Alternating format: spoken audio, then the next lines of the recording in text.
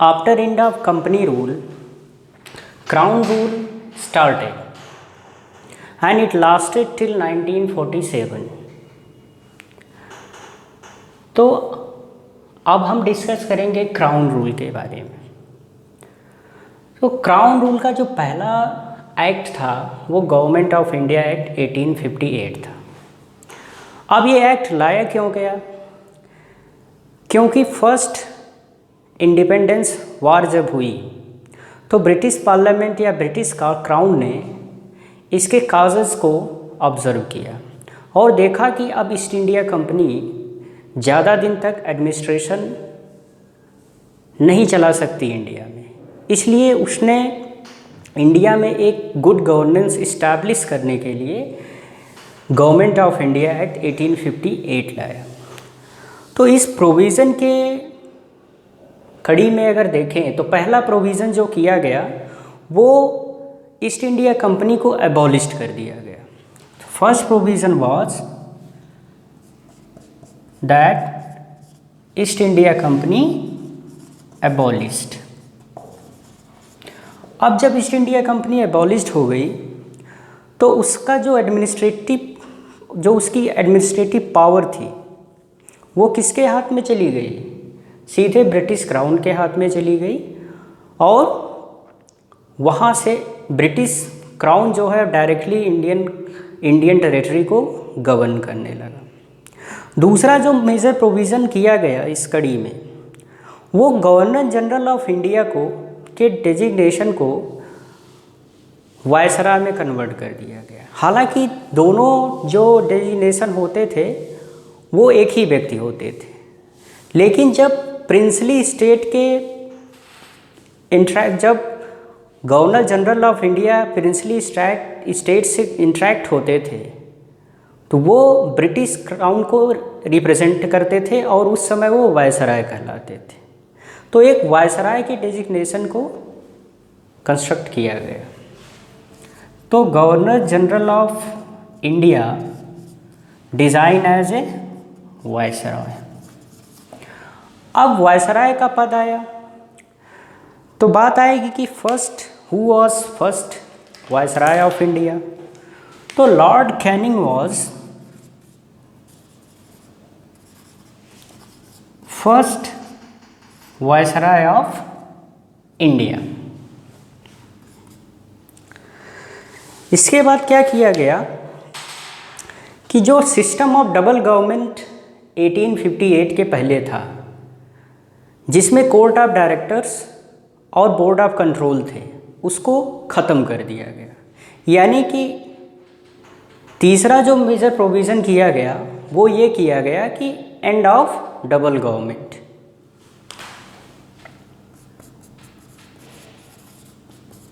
Double government system means court of directors and board of control abolished।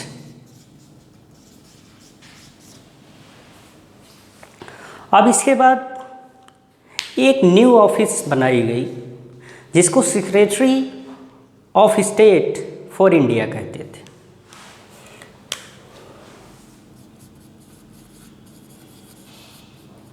New office secretary of state for India.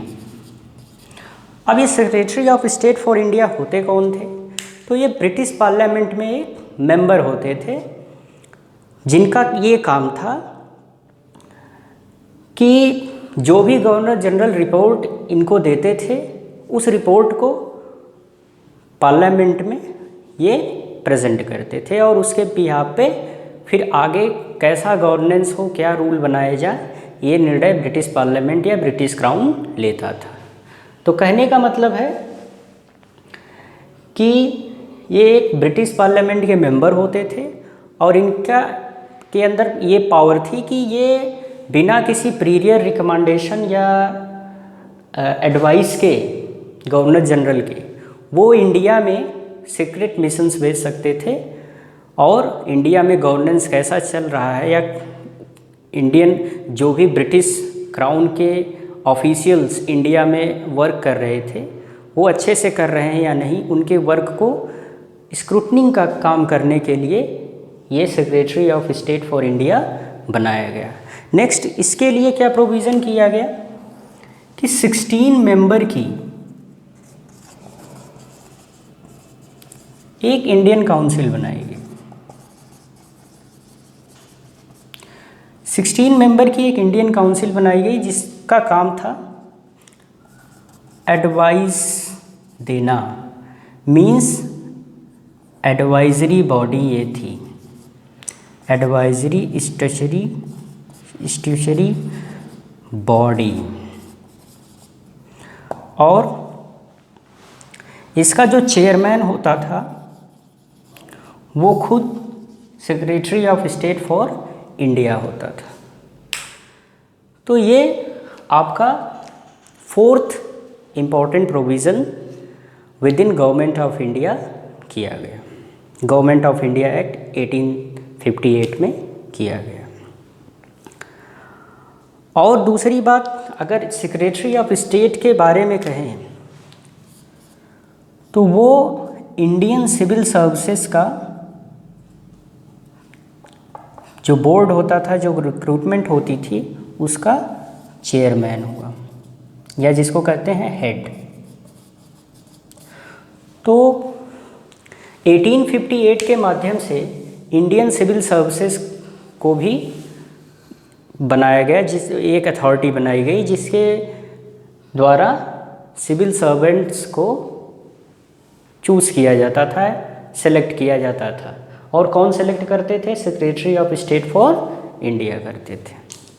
तो ये तो बात रही secretary of state for India की। अब बात आती है कि पहली बार ये पोस्ट बनाई गई तो इसका first secretary of India secretary of state for India कौन था? तो Edward Henry Stanley was first secretary of state for India.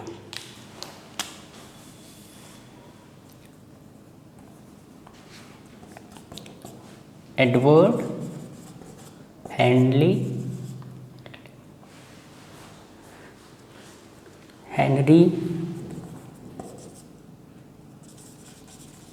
Stanley was first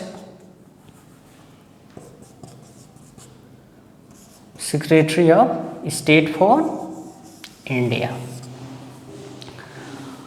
अब ये तो प्रोविज़न रहा 1858 का। इसके बाद हमारा स्टार्ट होता है काउंसिल एक्ट, जो कि Indian council act 1861, Indian council act 1892 and Indian council act 1909।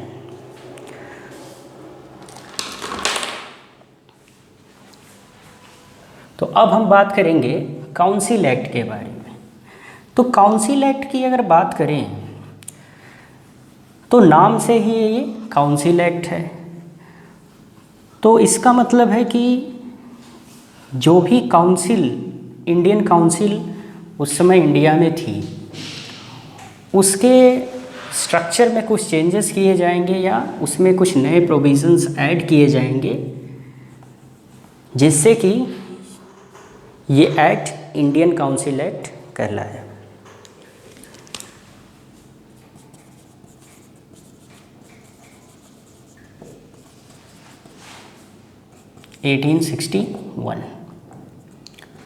अब ये 1861 के इंडियन काउंसिल एक्ट से क्या किया गया कि वायसराय की जो काउंसिल थी उसमें नॉन ऑफिशियल इंडियन को नॉमिनेट किया गया, यानी nomination of non official Indian in viceroy council.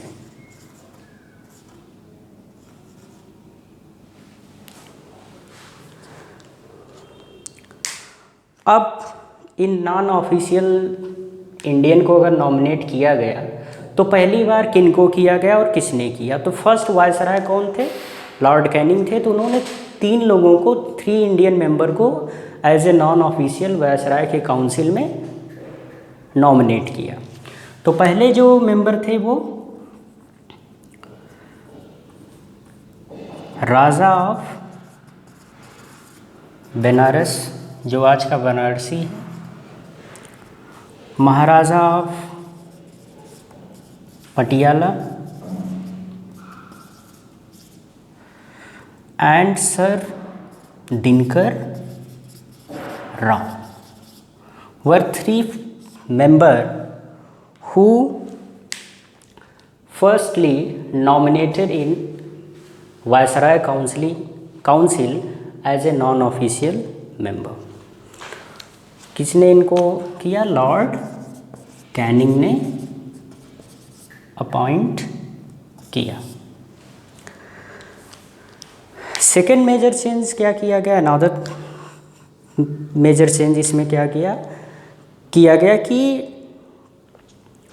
जो इसके पहले के एक्ट में जो प्रोविज़न कंपनी के एक्ट में किया गया, कंपनी के रूल में किया गया कि centralisation of the governance system किया गया था, यानी एडमिनिस्ट्रेशन को सेंट्रलाइज करने की कोशिश की गई थी। लेकिन इसमें क्या किया गया कि एडमिनिस्ट्रेशन को डिसेंट्रलाइज किया गया। तो इसके लिए क्या किया गया कि जो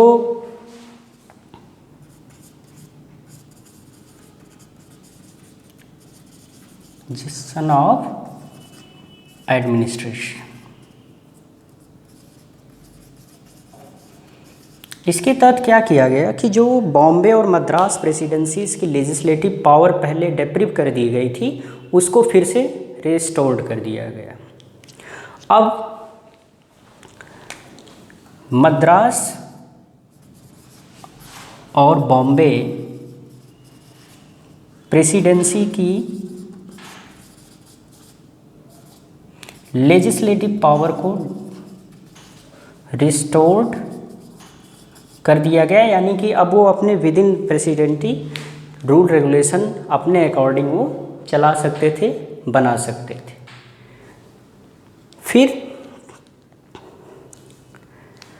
नए लेजिस्लेटिव काउंसिल 3 बनाए गए, जो कि पहला बंगाल बना, लेजिस्लेटिव काउंसिल बनाया गया बंगाल प्रेसिडेंसी में।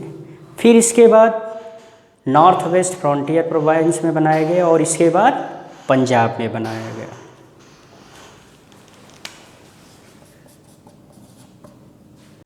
तो पोर्टफोलियो सिस्टम को इंट्रोड्यूस इंडियन काउंसिल एक्ट 1861 में किया गया। इंट्रोडक्शन ऑफ पोर्टफोलियो सिस्टम, और इसको इसके जो इंट्रोड्यूसर थे वो लॉर्ड कैनिंग थे। अब इंट्रोड्यूसर थे तो इनको फादर ऑफ पोर्टफोलियो सिस्टम कह सकते हैं।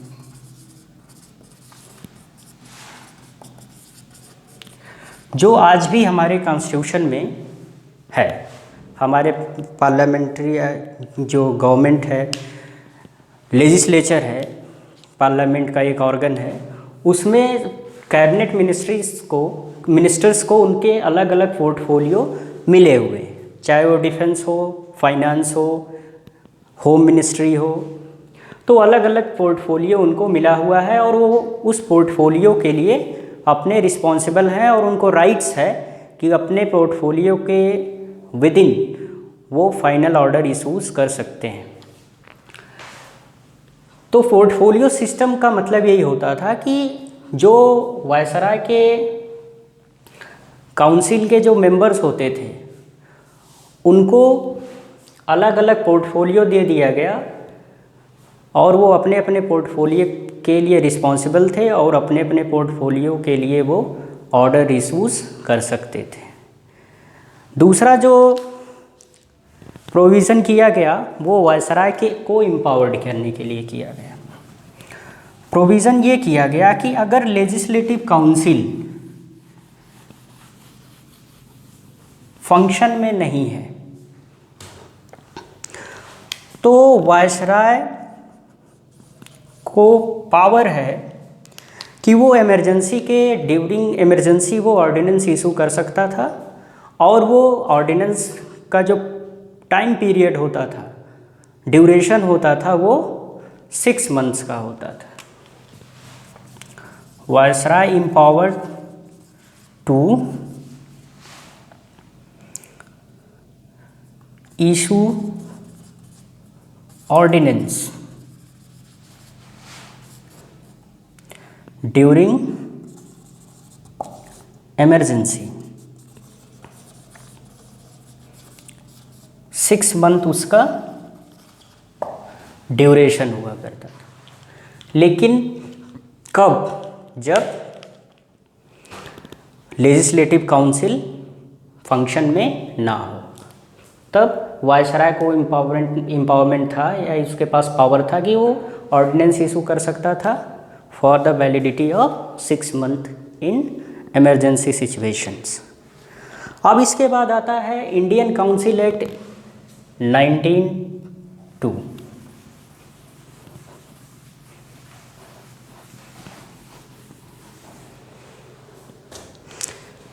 Indian council act 1892।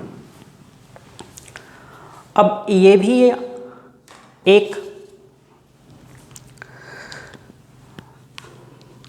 Important council act था जिसमें नॉन ऑफिशियल मेंबर को एडिशनल मेंबर का अपॉइंटमेंट प्रोविंशियल और सेंट्रल लेजिस्लेटिव असेंबली में या सेंट्रल लेजिस्लेटिव काउंसिल और प्रोविंशियल लेजिस्लेटिव काउंसिल में किया गया। दूसरी बात क्या की गई, ये तो एक इसको बहुत इम्पोर्टेंट नहीं कह सकते हैं, लेकिन जो अगला है प्रोविज़न वो सबसे इम्पोर्टेंट है, जो कि लेजिस्लेटिव काउंसिल को बजट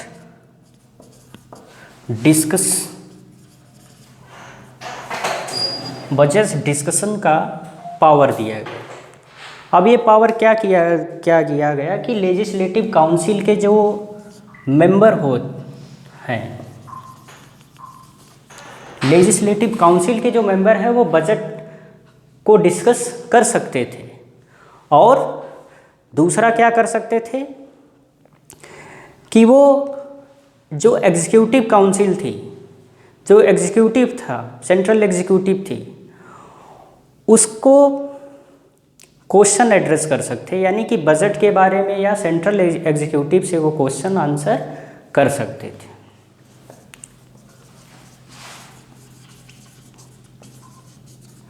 एग्जीक्यूटिव काउंसिल यानी लेजिस्लेटिव काउंसिल को बजट डिस्कस करने का राइट्स मिला, अलाउ किया गया, और क्वेश्चंस पूछने का भी अधिकार, राइट्स उनको एग्जीक्यूटिव काउंसिल से मिल गया। किसके द्वारा? इंडियन काउंसिल एक्ट 1892 के द्वारा मिला। फिर इसके बाद हम कह सकते हैं कि जब नॉमिनेशन नॉन ऑफिशियल मेंबर का सेंट्रल और प्रोविंशियल लेजिस्लेटिव काउंसिल में किया गया, तो एक पहला प्रयास था जिसके द्वारा इनडायरेक्ट एंड लिमिटेड इलेक्शन को इंट्रोड्यूस किया गया कंपनी में। लेकिन इस इलेक्शन वर्ड का यूज़ कहीं नहीं किया गया। ये इलेक्शन जो होता था ये नॉमिनेशन के टाइप का था, यानी कि अगर सेंट्रल लेजिस्लेटिव काउंसिल में ऐड करना था मेंबर्स को, तो उन मेंबर के नॉमिनेशन को प्रोविंशियल गवर्नर जो होते थे वो भेजते थे, जिसके द्वारा गवर्नर जनरल या वायसराय उसको अपॉइंट करते थे।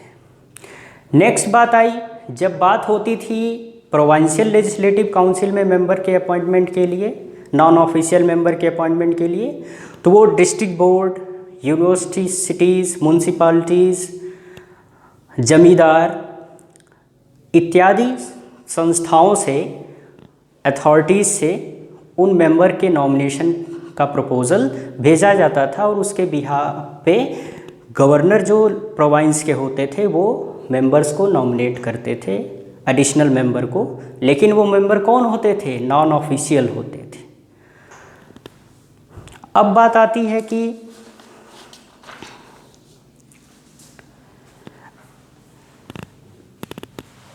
अनदर मेजर एक्ट क्या था। तो अगर अब दूसरे एक्ट की बात करें तो वो आता है इंडियन काउंसिल एक्ट 1909, जिसको मॉर्ले मिंटो रिफॉर्म्स भी कहते थे।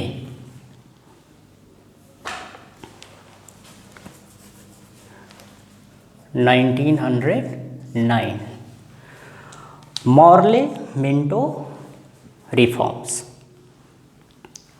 अब जो लॉर्ड मॉर्ले थे, also known as Morley Minto reforms, जो लॉर्ड मॉर्ले थे वो secretary of state for India थे और लॉर्ड मिंटो जो है वो वायसराय थे। मॉर्ले क्या थे? Secretary of state for India थे और मिंटो क्या थे? लॉर्ड मिंटो वो वायसराय उस समय थे इंडिया के। अब देखिए, जो secretary of state for India होते थे वो मेंबर ऑफ पार्लियामेंट होते थे ब्रिटिश पार्लियामेंट के। वायसराय क्या करता था कि यहाँ के एडमिनिस्ट्रेशन की रिपोर्ट जो है वो secretary of state for India को देता था और secretary for state of India वो उस रिपोर्ट को प्रेजेंट ब्रिटिश पार्लियामेंट में करते थे। और secretary of state for India को ये भी राइट्स था कि वो सीक्रेट मिशंस इंडिया में भेज सकते थे without previous approval of viceroy.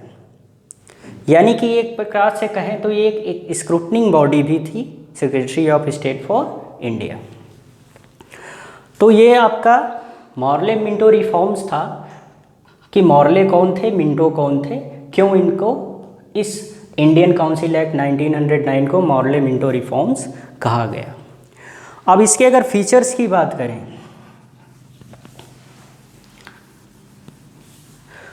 तो जो पहला फीचर्स था उसमें सेंट्रल और प्रोविंशियल लेजिस्लेटिव काउंसिल में मेंबर्स को इंक्रीज किया गया।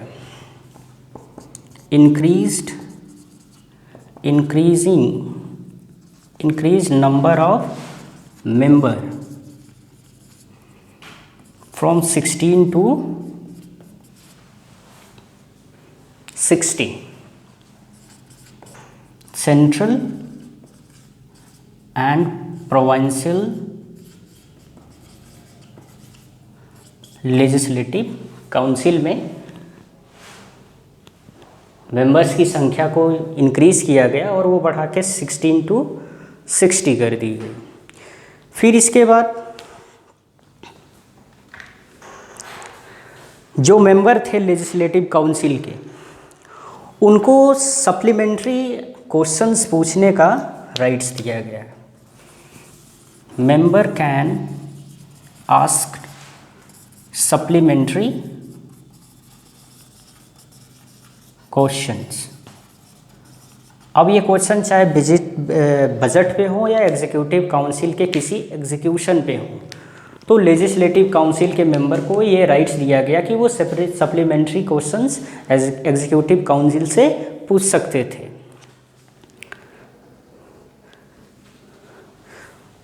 इसके बाद दूसरा जो पावर दिया गया, that member can move resolution on budgets of central legislative council, can move resolution on budget तो बजट पे जो अधिकार दिया गया क्वेश्चन करने का, वो आपका इसके इंडियन काउंसिल एक्ट 1892 में दिया गया। फिर इसके बाद मेंबर्स जो थे उनको के नंबर को इंक्रीज़ किया गया, फिर उनको सप्लीमेंट्री क्वेश्चंस का राइट दिया गया, और उनको ये भी राइट दिया गया कि वो बजट पे रेजोल्यूशन भी मूव कर सकते थे। दूसरा जो इसका सबसे बड़ा एक प्रोविज़न था कि ये पहली बार हुआ कि ब्रिटिश गवर्नमेंट में किसी इंडियन को वायसराय के एग्जीक्यूटिव काउंसिल में नॉमिनेट किया गया।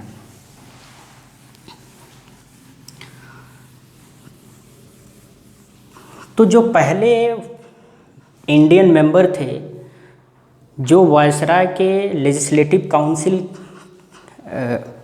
का हिस्सा बने, वो सत्येंद्र प्रसाद सिन्हा थे। यानी कि first time an Indian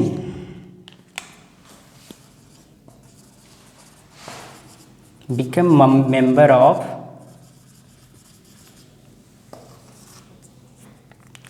viceroy legislative council.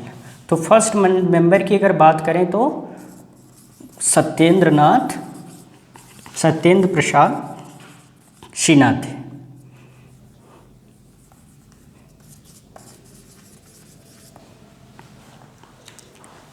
Satyendra Prasad Sinha was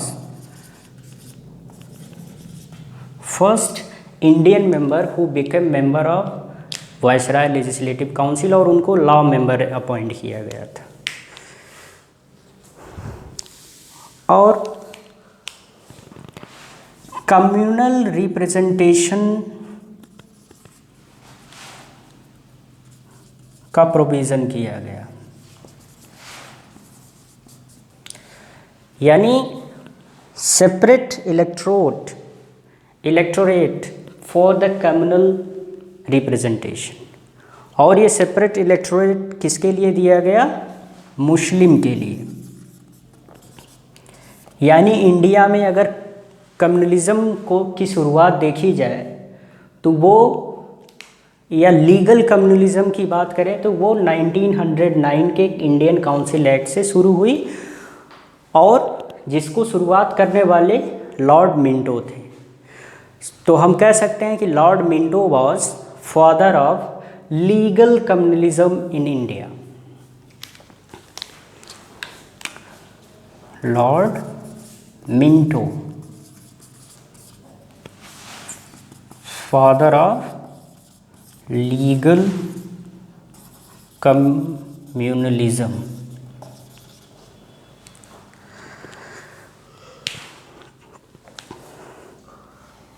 अब इसके बाद आता है government of India act 1919।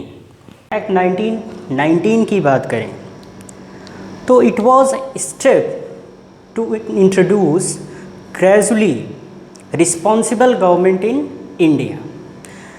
India में एक रिस्पॉन्सिबल गवर्नमेंट को इंट्रोड्यूस करने की तैयारी गवर्नमेंट ऑफ इंडिया एक्ट 1919 से की गई। अब इसके द्वारा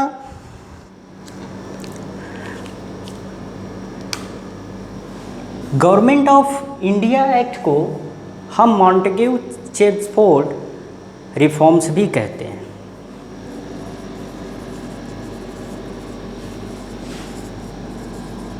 फोर्ड रिफॉर्म्स, जिसमें लॉर्ड मॉन्टेग्यू वो secretary of state for India थे,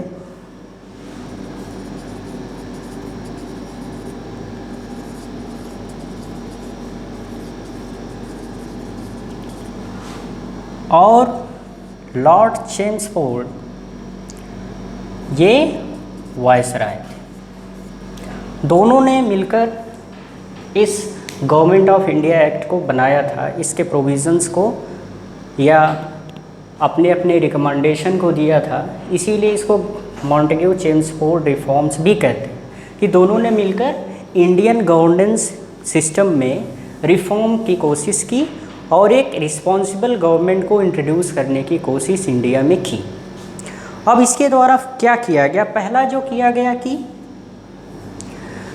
जो सेंट्रल और प्रोविंशियल सब्जेक्ट्स थे या जो सेंट्रल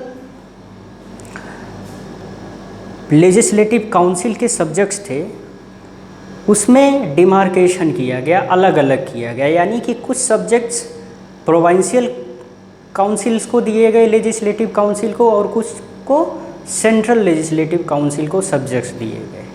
तो को कह सकते हैं कि सब्जेक्ट्स जिस पे रूल रेगुलेशन बनाने का राइट्स हो उसके डिमार्केशन का फर्स्ट स्टेप 1919 के गवर्नमेंट ऑफ इंडिया एक्ट के द्वारा लिया गया। तो कह सकते हैं demarcation of central and provincial subject.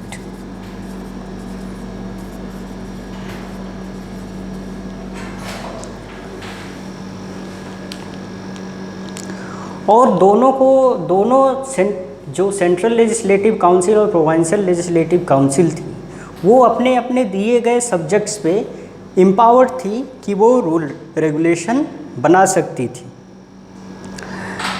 लेकिन इन सब के बावजूद जो गवर्नमेंट का एक स्ट्रक्चर था वो सेंट्रल ही रहा और यूनिटरी था। जबकि पावर सेपरेशन किया गया, कुछ subjects legislative council provincial legislative council को दिए गए, कुछ सेंट्रल लेजिस्लेटिव काउंसिल को दिए गए, लेकिन जो गवर्नमेंट का स्ट्रक्चर था वो यूनिटरी और सेंट्रलाइज ही बना रहा। और जो प्रोविंशियल सब्जेक्ट्स थे उनको ट्रांसफर्ड और रिजर्व सब्जेक्ट्स में डिवाइड किया गया। यानी कि कुछ ट्रांसफ़र सब्जेक्ट्स बनाए गए जो कि जनरल सब्जेक्ट्स होते थे, और रिज़र्व जो वायसराय के जो गवर्नर अपने काउंसिल में रिजर्व रखता था, जो legislative council provincial legislative council के सब्जेक्ट्स को कह सकते हैं कि दो पार्ट्स में डिवाइड किया गया है, ट्रांसफ़र और रिजर्व सब्जेक्ट्स में। इसके बाद क्या किया गया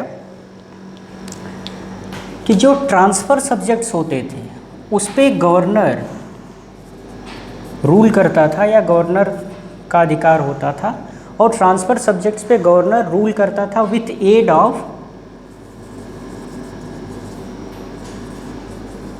काउंसिल ऑफ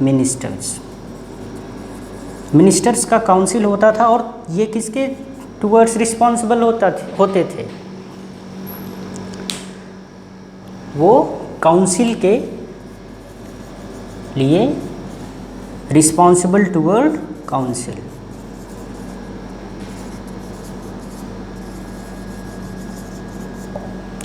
दूसरी बात आती है रिजर्व सब्जेक्ट्स को कौन रूल करता था। तो जो रिजर्व सब्जेक्ट्स होते थे उसका रूल जो है गवर्नर अपने एग्जीक्यूटिव काउंसिल के माध्यम से करता था, और उसकी काउंसिल और उसका कोई रिस्पॉन्सिबिलिटी लेजिस्लेटिव काउंसिल की तरफ की ओर नहीं होती थी। यानी without council without responsibility they rule on reserve subjects of provincial legislative council. अब इसके बाद क्या किया गया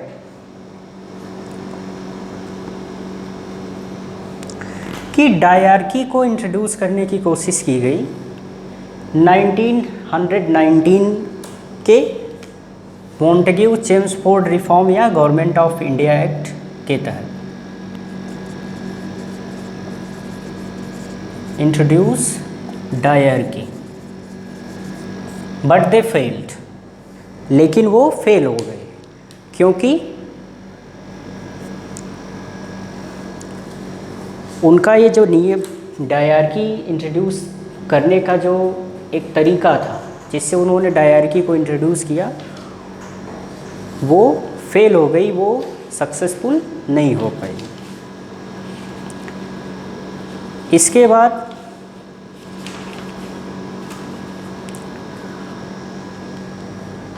क्या किया गया कि बाईकैमरलिज्म को इंट्रोड्यूस किया गया इसी गवर्नमेंट ऑफ इंडिया एक्ट 1919 के द्वारा।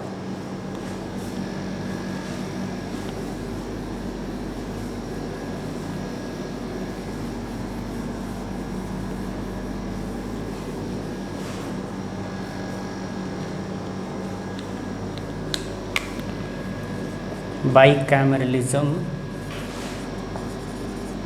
अब बाईकैमरलिज्म क्या किया गया कि जो इंडियन लेजिस्लेटिव काउंसिल थी उसको दो पार्ट में, टू हाउसेस में डिवाइड कर दिया गया।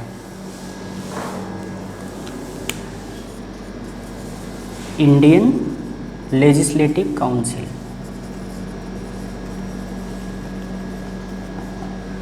को टू पार्ट में डिवाइड किया गया। जो पहला पार्ट था उसको अपर हाउस या काउंसिल ऑफ स्टेट कहते थे,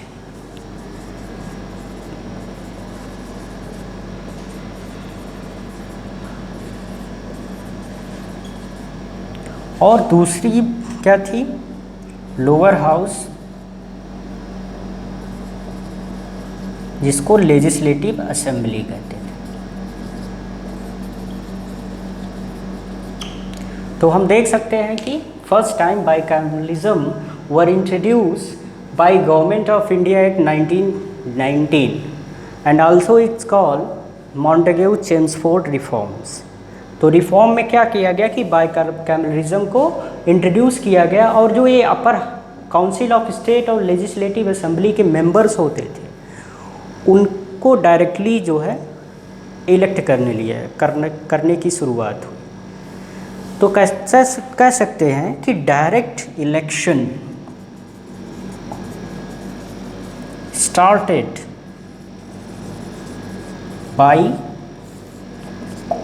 government of India act 1919।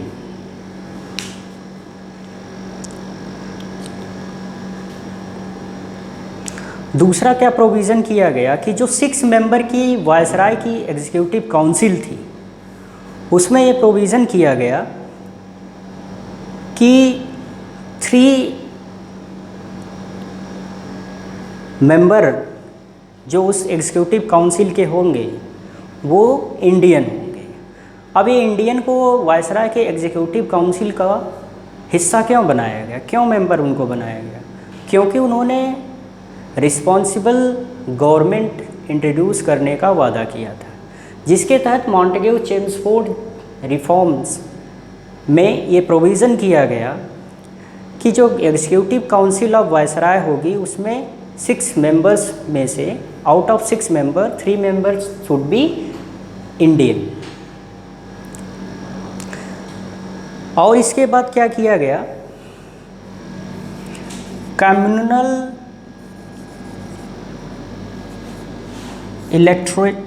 Electorate को एक्सटेंड किया गया। कैसे एक्सटेंड किया गया कि पहले तो सिर्फ मुस्लिम के लिए ही कम्युनल रिप्रेजेंटेशन की बात की गई थी या कम्युनल इलेक्टोरेट की बात की गई थी, लेकिन अब ये सिख,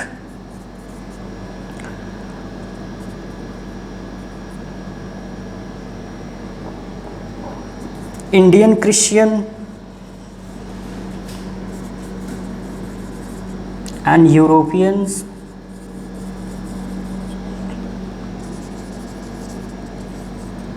मुस्लिम के साथ साथ सिख, इंडियन क्रिश्चियन, यूरोपियन और एंग्लो इंडियंस को भी कम्युनल इलेक्टोरेट के लिए एक्सटेंड किया गया। यानी गवर्नमेंट ऑफ इंडिया एक्ट 1919 के तहत कम्युनल रिप्रेजेंटेशन को एक्सटेंड किया गया और उनमें मुस्लिम के साथ साथ Sikh, Indian Christian, Indian Anglo Indian और इंडियन यूरोपियन को भी इंक्लूड किया गया कि ये अपना अलग से इलेक्टोरेट बनाएंगे।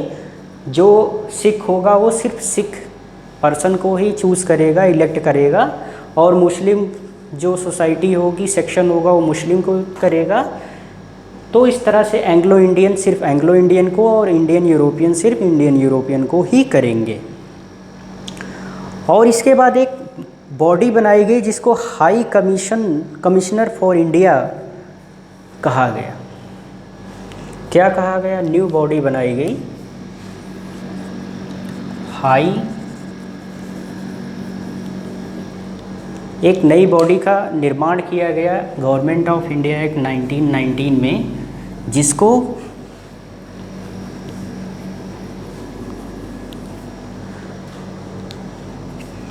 High commissioner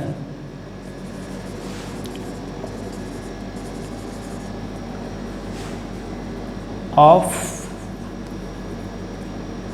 for India in London.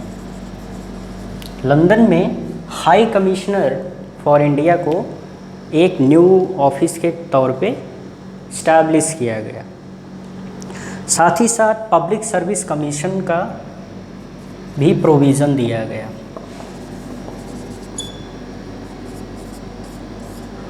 लेकिन सेंट्रल पब्लिक कमीशन को इस्टेब्लिश 1926 में किया गया। सेंट्रल पीएससी को इस्टेब्लिश 1926 में किस एक्ट के प्रोविज़न के तहत किया गया? गवर्नमेंट ऑफ इंडिया एक्ट 1919 के तहत।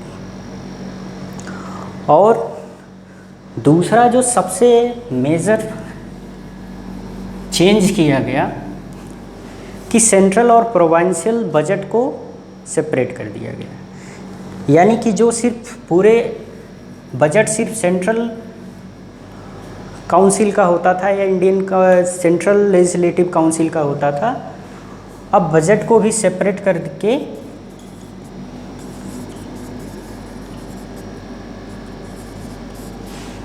सेंट्रल और प्रोविंशियल बजट में सेपरेट कर दिया गया। यानी कि जो प्रोविंशियल बजट था वो सेंट्रल बजट से सेपरेट हो गया। और जो कि आज भी अगर हम अपने इंडियन कॉन्स्टिट्यूशन के आज के प्रारूप में देखें तो हर स्टेट के पास अपने अपने बजट्स हैं। वो अपने अपने स्टेट बजट को बनाते हैं, अपने बजट को इंट्रोड्यूस करते हैं। साथ ही सेंट्रल बजट भी होता है। तो अगर बजट का प्रारूप देखें तो इस गवर्नमेंट ऑफ इंडिया एक्ट 1919 से अडॉप्ट किया गया है। इंडियन गवर्नमेंट एक्ट 1919 के प्रोविज़न्स को ऑब्ज़र्व करने के लिए, उसके ऑब्जर्वेशन के लिए साइमन कमीशन को इस्टेब्लिश किया गया। साइमन कमीशन को इस्टेब्लिश किया गया जिसमें ये उसको रिस्पॉन्सिबिलिटी दी गई कि जो न्यू गवर्नेंस सिस्टम या प्रोविज़न 1919 एक्ट के तहत किया गया उसके क्या इम्पैक्ट इंडियन एडमिनिस्ट्रेशन या इंडियन पीपल्स पर पड़े। तो उसको ऑब्ज़र्व करने के लिए साइमन कमीशन को नवंबर 1927 में इस्टेब्लिश किया गया।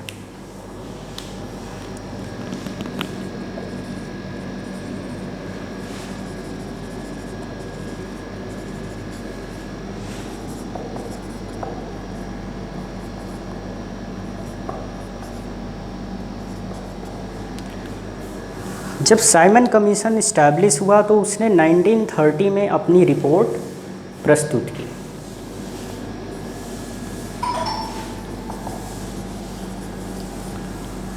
और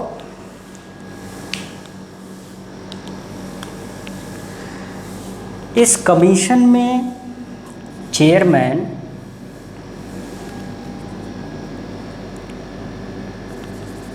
सर जॉन साइमन थे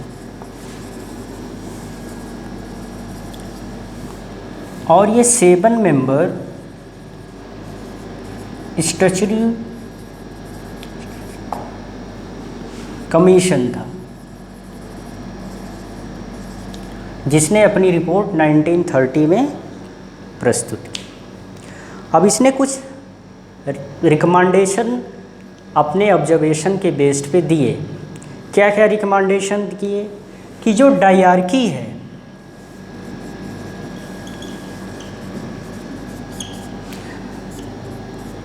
उसको एबॉलिश कर दिया जाए।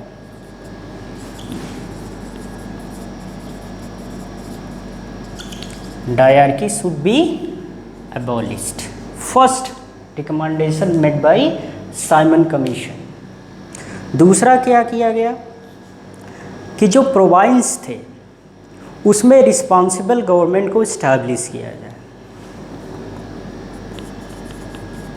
रिस्पॉन्सिबल गवर्नमेंट इन प्रोविंसेस। इसके बाद जो सबसे मेजर रिकमेंडेशन दिया गया साइमन कमीशन के द्वारा वो कि federation of British India and princely state.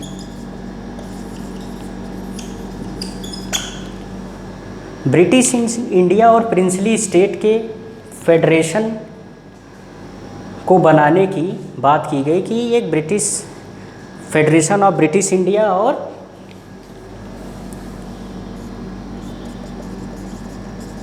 Princely state का बनाया जाए। लेकिन ये फेडरेशन बनाने की जो बात थी वो सच नहीं हो पाई या फेडरेशन नहीं बन पाया, क्योंकि प्रिंसली स्टेट ने रिफ्यूज़ कर दिया कि हम फेडरेशन का पार्ट नहीं होंगे, इसलिए ये फेडरेशन जो है वो नहीं बन पाया। दूसरा उन्होंने कहा कि जो कम्युनल इलेक्टोरेट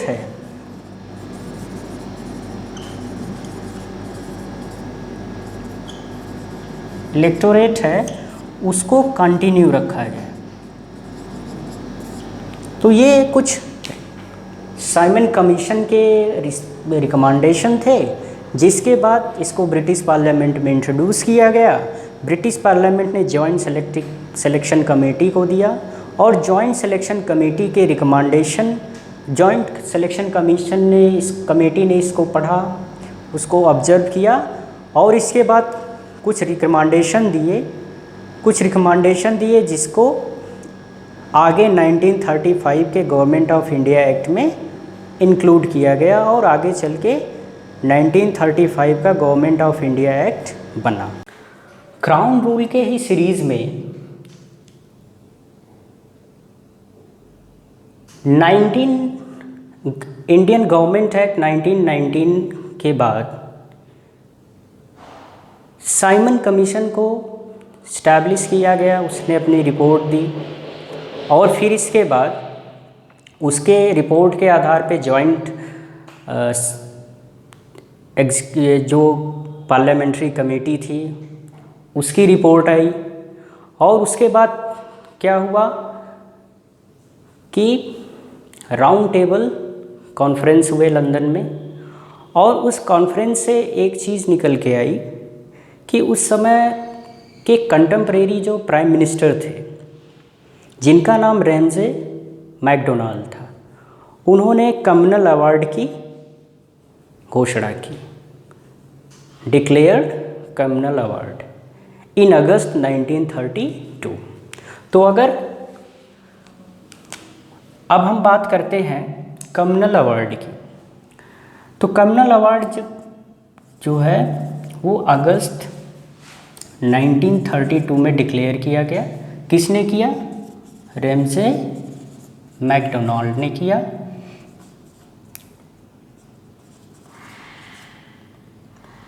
जो कि ब्रिटेन के कंटेम्प्रेरी पीएम थे। अब इसमें क्या किया गया कि separate electorate for depressed classes, इसमें प्रोविज़न ये किया गया कि Muslim, Sikh, Indian Christian, Anglo Indian और इंडियन यूरोपियन के साथ साथ अब कम्युनल इलेक्टोरेट को डिप्रेस्ड क्लास के लिए भी क्या किया गया? एक्सटेंड किया गया। तो इसके एक्सटेंशन का जो ऑब्जेक्टिव था वो ये था कि कांग्रेस को डिवाइड करना और कांग्रेस को वीक करना। गांधी जी इस कम्युनल अवार्ड से डिस्टेंस हो गए। अब इसके बाद उन्होंने एब्रता जेल में अनटू डेथ फास्ट किया। एट लास्ट 1932 में कांग्रेस लीडर और डिप्रेस्ड क्लास के लीडर एक एग्रीमेंट पे पहुँचे जिसका नाम पूना पैक्ट कहलाया, या उसको गांधी और अंबेडकर पैक्ट भी कहते हैं, जिसके तहत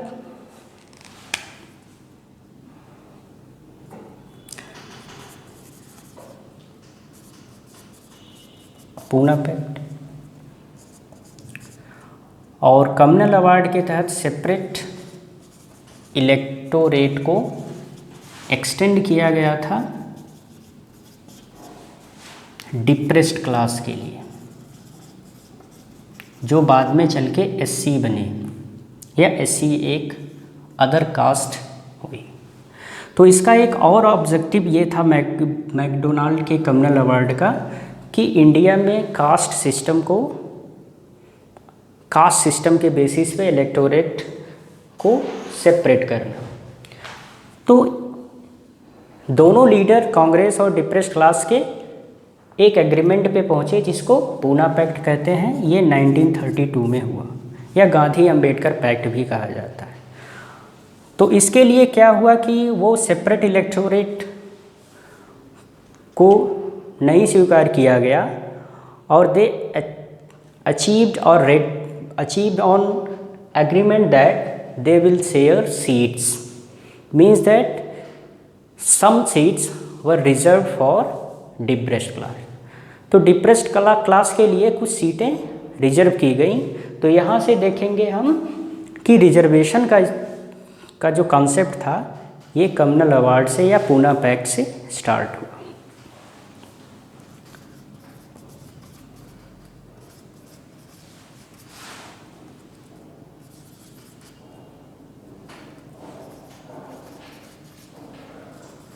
Separate electorate, they agreed to not meet separate for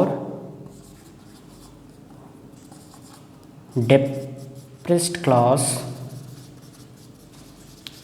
rather they agreed to reserve some seat for depressed class. तो ये आपका पूना पैक्ट रहा, और जो कि कम्युनल अवार्ड के प्रोक्लेमेशन के बाद रिजल्टेंट में पूना पैक्ट आया। पूना पैक्ट भी परीक्षाओं में पूछा जाता है और ये बहुत ही important. Government of India act 1935।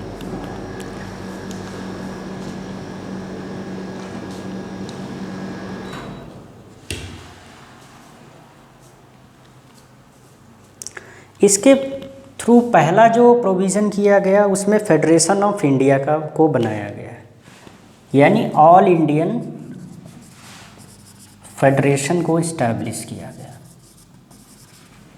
अब ऑल इंडियन फेडरेशन को बनाया गया तो इसमें क्या किन किन को कंसिस्ट इंक्लूड किया गया, तो provinces and princely states. Provinces means ये होता था कि जिसमें ब्रिटिश गवर्नमेंट का डायरेक्ट कंट्रोल होता था, और प्रिंसली स्टेट वो होते थे जो सब्सिडरी अलायंस के जो स्टेट्स थे, जो सब्सिडरी अलायंस को ट्रिटी को अडॉप्ट किए थे, उनके जो राजा थे उनको जो है वहाँ का हेड बना दिया जाता था, और indirectly British government princely state को क्या करती थी, गवर्न करती थी। तो कहने का मतलब प्रोविंसेस क्या थे, direct under control of British government थे और प्रिंसली स्टेट इनडायरेक्ट थे। तो ये मेजर डिफरेंस है प्रोविंस और प्रिंसली स्टेट में। और वायसराय क्या करते थे, जब प्रिंसली स्टेट से इंटरेक्ट होते थे और रिप्रेजेंटेशन करते थे ब्रिटिश क्राउन का, तो उनको वायसराय कहते थे। और वायसराय और गवर्नर जनरल ऑफ इंडिया एक ही व्यक्ति होता था। तो इसके लिए क्या किया गया कि फेडरलिज्म को अडॉप्ट किया गया। So we can say first time federalism was introduce in India by government of India act 1935, यानी फेडरल सिस्टम को बनाया गया।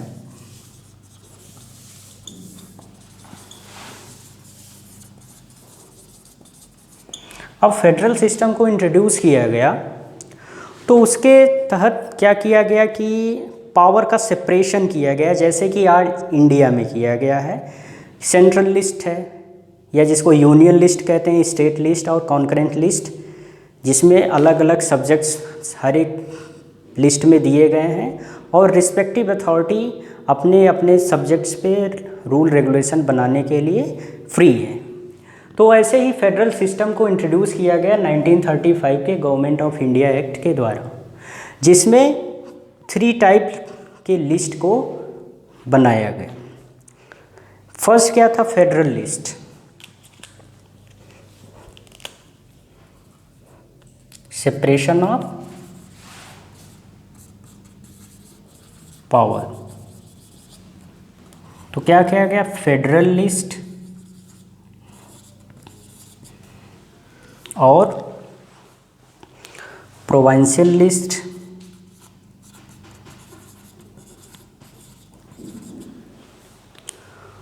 और कॉन्करेंट लिस्ट।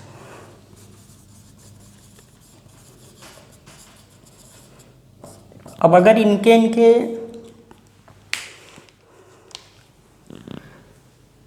अथॉरिटी की बात करें तो फेडरल लिस्ट जो है वो सेंट्रल गवर्नमेंट के पास थी और प्रोविंशियल लिस्ट की अथॉरिटी जो है वो प्रोविंशियल गवर्नमेंट के पास थी, और कॉन्करेंट लिस्ट पे दोनों एम्पावर्ड थे कि वो रूल रेगुलेशन बना सकते थे।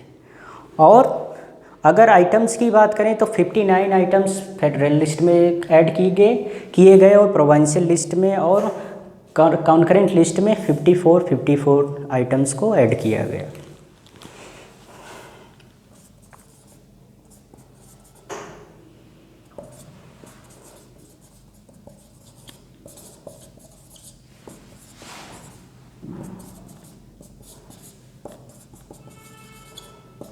Items 54 and 54 items were added in the list of separation of power। तो इस प्रकार से इंडिया में फर्स्ट टाइम फेडरलिज्म को इंट्रोड्यूस किया गया। फेडरलिज्म का मतलब होता है separation of power, layer separation जिसको कहते हैं, कि एक हेड गवर्नमेंट, उसके नीचे गवर्नमेंट, उसके नीचे गवर्नमेंट, जिसको अलग अलग राइट्स मिले हों, वो अपने अपने राइट्स पे रूल रेगुलेशन या अपने सब्जेक्ट्स पे रूल रेगुलेशन बना सकें। इसको हम फेडरलिज्म कहते हैं। दूसरी बात क्या की गई कि जो रेसिड्यूरी पावर थी, रेसिड्यूरी पावर वो गवर्नर जनरल को दी गई या वायसराय जिसको कहते थे उनको दी गई। रेसिड्यूरी पावर किसको दी गई, वायसराय को दी गई।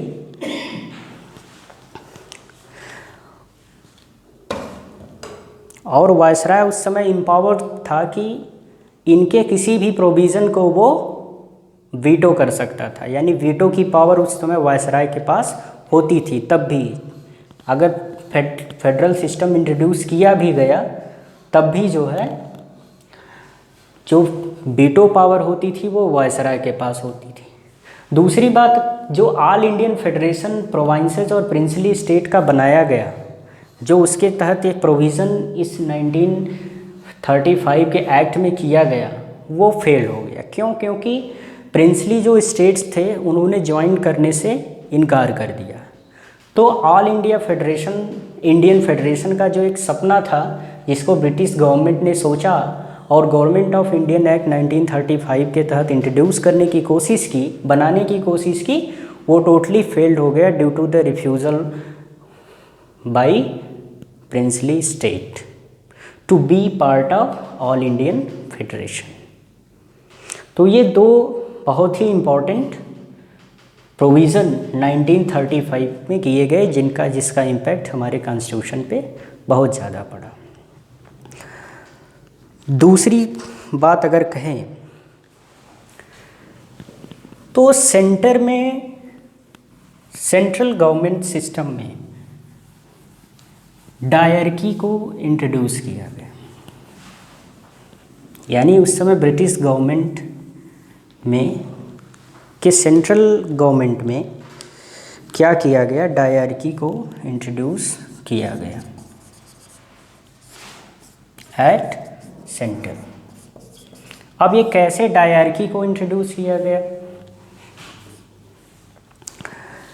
कि जो सेंटर में फेडरल सब्जेक्ट्स था उसको रिजर्व और ट्रांसफर सब्जेक्ट में सेपरेट कर दिया गया। यानी फेडरल सब्जेक्ट को डिमार्केट कर दिया गया ट्रांसफर्ड और रिजर्व्ड सब्जेक्ट में। तो इस प्रकार से सेंटर में डायरकी को इंट्रोड्यूस किया गया 1935 के गवर्नमेंट ऑफ इंडिया एक्ट के तहत। और उस समय जो 11 प्रोविंसेस थे उनमें से 6 प्रोविंसेस में बाइकैमरलिज्म को इंट्रोड्यूस किया गया इस 1935 के एक्ट में। वो कौन कौन से प्रोविंसेस थे? 6। वो 6 प्रोविंसेस आपके बंगाल, बिहार, असम, बॉम्बे, मद्रास और यूनाइटेड प्रोविंसेस, जिसको बाद में यूपी, उत्तर प्रदेश के नाम पे स्टेट बना। और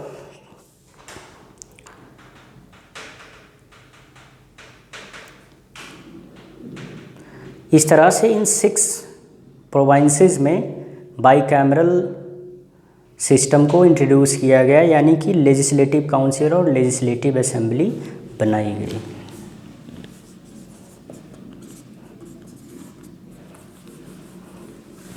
बाइकैमरल सिस्टम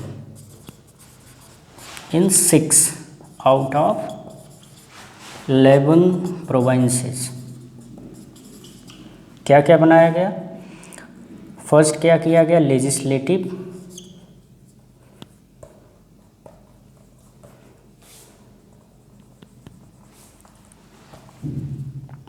दो टाइप्स के जो है हाउसेज में डिवाइड किया गया, जिसको लेजिस्लेटिव काउंसिल और लेजिस्लेटिव असेंबली कहा गया।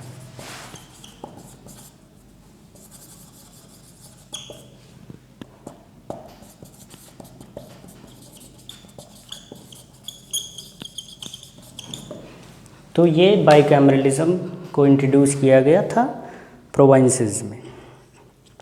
दूसरी बात है कि जो कम्युनल इलेक्टोरेट था उसको एक्सटेंड किया गया और उसमें लेबर, डिप्रेस्ड क्लास या जिसको एससीज बाद में कहा गया, एससी, विमेन और लेबर को कम्युनल इलेक्टोरेट के एक्सटेंशन में इंट्रोड्यूस किया गया।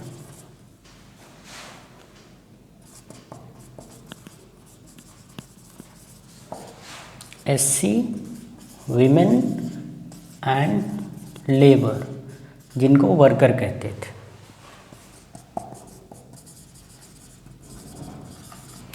और उसके पहले भी कम्युनल इलेक्टोरेट को एक्सटेंड किया गया था, तो उसमें मुस्लिम के बाद सिख, मुस्लिम के बाद सिख और भी लोगों को इंट्रोड्यूस किया गया था। उसके बाद एससी, विमेन और लेबर को भी इस एक्ट के माध्यम से इंट्रोड्यूस किया गया या एक्सटेंड किया गया।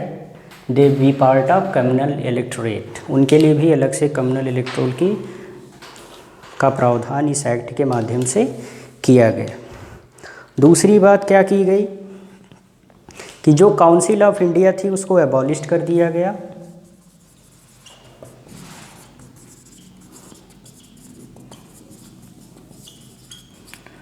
और आरबीआई की स्थापना की गई for the credit and currency control in country. Credit और करेंसी के कंट्रोल और उसके प्रोविज़न्स के लिए आरबीआई की स्थापना की गई, जो आरबीआई के एक्ट 1934 के द्वारा आरबीआई की स्थापना की गई। इसके बाद क्या किया गया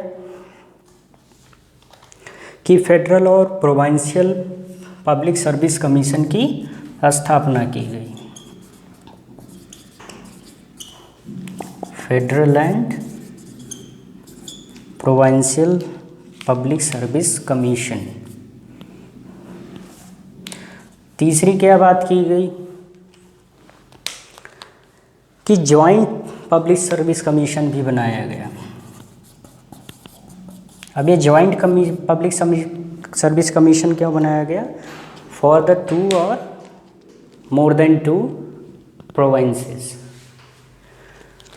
तो ये आपका 1935 के प्रोविज़न की बात रही। और इसमें एक और प्रोविज़न किया गया कि फेडरल कोर्ट की स्थापना की गई। प्रोविज़न ऑफ फेडरल कोर्ट कब की गई? 1937 में इस प्रोविज़न के तहत फेडरल कोर्ट की स्थापना की गई। तो ये आपका मेजर जो प्रोविज़न्स था वो 1935 का रहा। अब इसी के आधार पे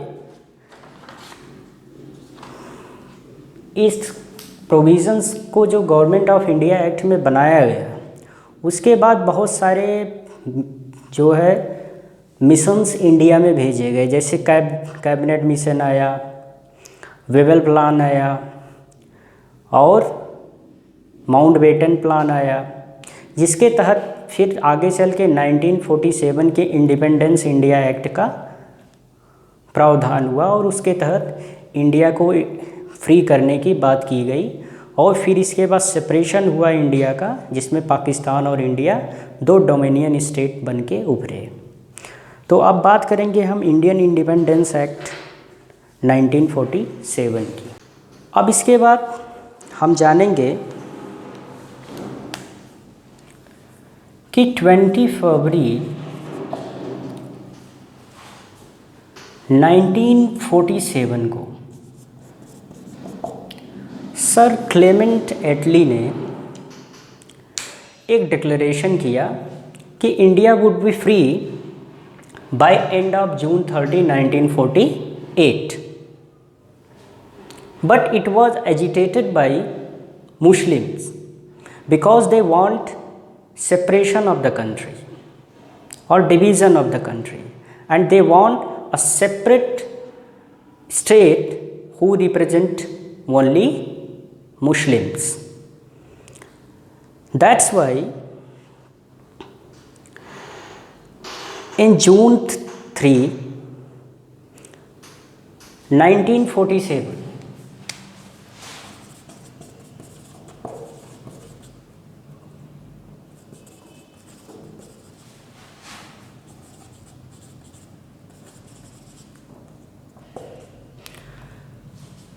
by Attlee,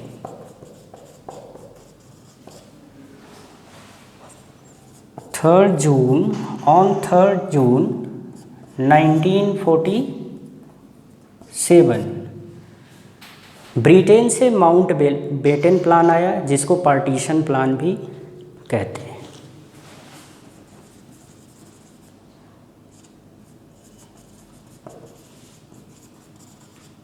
also called partition plan। अब सर माउंट बेटन ये प्लान लेके आए और ये प्लान मुस्लिम लीग और कांग्रेस दोनों ने इसको एक्सेप्ट किया और इस बेसिस पे इंडियन इंडिपेंडेंस एक्ट 1947 आया।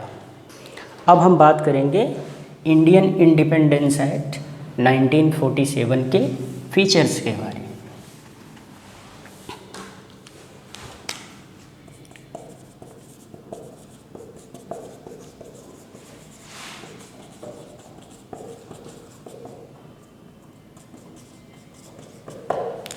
अगर इसके फीचर्स की बात करें तो इसमें पहला फीचर जो आया, एंड ब्रिटिश रूल। जैसा कि पहले ही 20 फरवरी 1947 को सर क्लेमेंट एटली ने प्रोक्लेमेशन दे दिया था कि India would be free till end of the June 30, 1948 in India. तो पहला जो प्रोविज़न किया गया कि इंडिया में ब्रिटिश रूल को एंड कर दिया जाएगा और इंडियन रूल को उसके रिस्पॉन्सिबल लोगों, लीडर्स के हाथों में दे दिया जाएगा। और इंडिया क्या होगा? एक फ्री और सॉवरेन स्टेट होगा। कब हुआ जाके? 15 अगस्त 1947 को हुआ। इसके बाद क्या किया गया कि पार्टीशन किया गया इंडिया का, जो नेक्स्ट प्रोविज़न था, partition of India into 2 dominion state,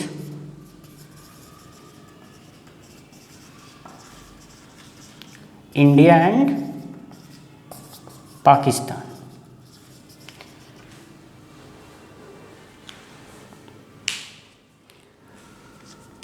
They can anytime withdraw from Commonwealth। तो ये अनदर मेजर प्रोविज़न इस एक्ट का था, इंडियन इंडिपेंडेंस एक्ट 1947 का था। इसके बाद वायसराय के ऑफिस को एबॉलिश कर दिया गया।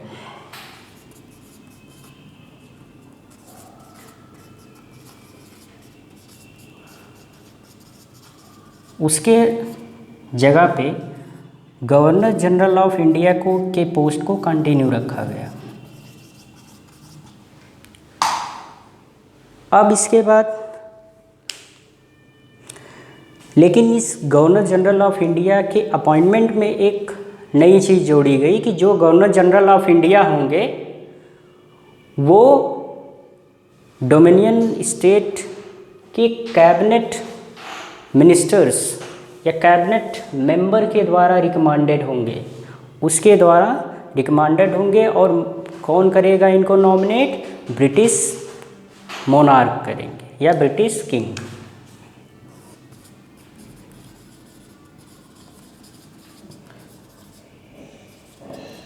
British king recommended by dominion state. तो पाकिस्तान और इंडिया के अलग अलग गवर्नर जनरल बने। तो इंडिया के पहले गवर्नर जनरल जो बने वो माउंट बैटन बने, जो कि फ्री इंडिया के पहले गवर्नर जनरल ऑफ इंडिया थे। और फ्री इंडिया के पहले Indian governor general of India C Rajagopala थे।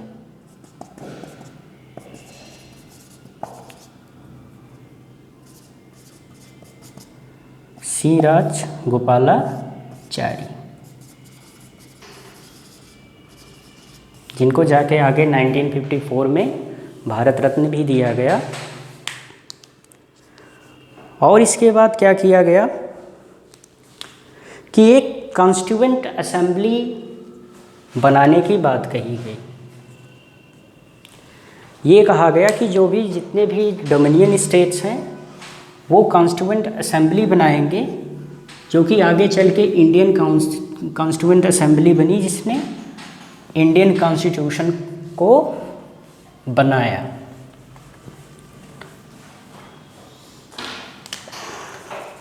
कॉन्स्टिट्यूएंट असेंबली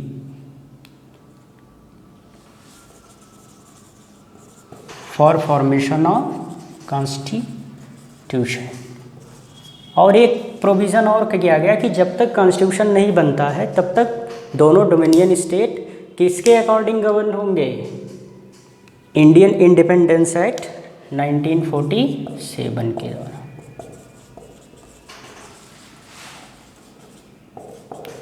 हालांकि इसमें एक प्रोविज़न ये था कि वो इस एक्ट के किसी भी प्रोविज़न को वो चेंज कर सकते थे कभी भी, लेकिन जब तक कॉन्स्टिट्यूशन नहीं बनेगा तब तक वो इसी से गवर्न होंगे। दूसरी बात क्या हुई कि जो प्रोविंस और प्रिंसली स्टेट थे उनको 3 ऑप्शन दिया गया। दे कुड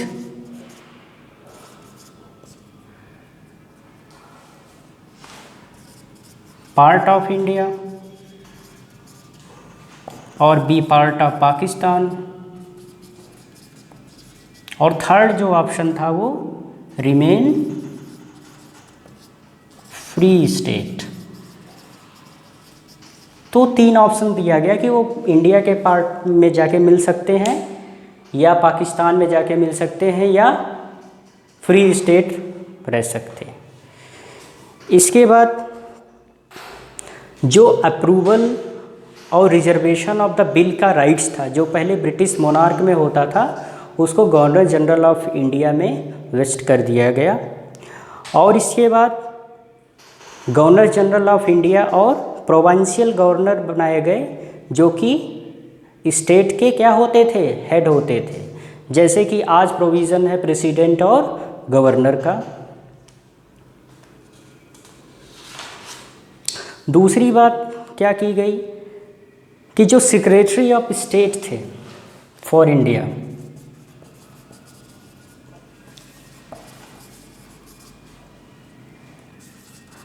उसके पद को एबॉलिश कर दिया गया, जो कि 1858 के इंडियन गवर्नमेंट एक्ट के द्वारा ऐड किया गया था, गवर्नमेंट ऑफ इंडिया एक्ट के द्वारा। उसके स्थान पर secretary of state for Commonwealth को बनाया गया।